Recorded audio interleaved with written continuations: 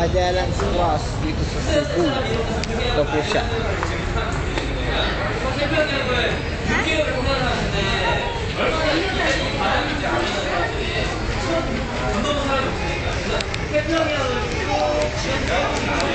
Yan po yung mga art painting sa gilid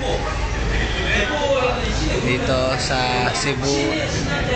Ito po yung iniwanan ni Magellan simula nung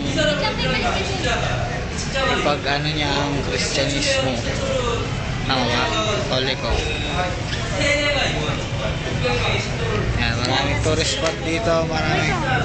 Ito po yung kapatid ko, si Ercalay at si Rockstar Mami. Yan, si Rockstar Mami. Ercalay Lapos. Ako. Yari. May mga Koreano dito, may mga Koreano. So, kapatid ko, paano sana matupad naman yung kanyang mga pangarap. Yan. So, may kinukuha na ako ng picture. Ito ang Magellan's Cross.